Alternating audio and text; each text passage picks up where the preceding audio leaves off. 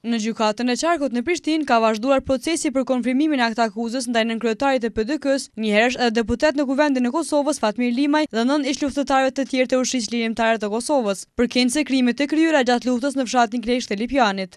Qysh në fillim të seancës, gjykatësi i rastit në fjalë i bëri të ditur palës mbrojtëse se kur i kishte marrë vendimin për fillimin e hetimeve për rastin Kleçka. Këtë dhënë kishin kërkuar dje avokatët e të akuzuarve të prokurorisë.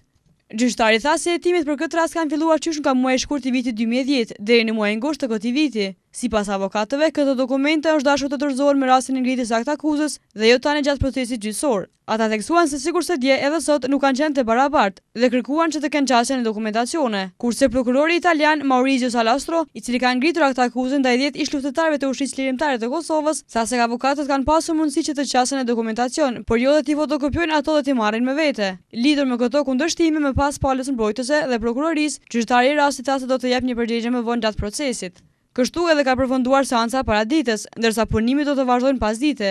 Pritet që pasdite prokurori të jap argumentet e tij për ngritjen e akt akuzës, kurse pala mbrojtëse t'i kundërshtojë ato, dhe mandej gjyqtari i rastit mund të vendosë pro ose kundër akuzës për rastin Kleçka. Deputeti Fatmir Limaj apo komandanti Qeliku ishte shpallur i pafajshëm nga gjykata e Hagës për krimet të supozuara në Llaposhnik, ndërsa tash pritet që të gjykohet për krime që sipas prokurorive ndërkombëtare janë kryer në fshatin Kleçk.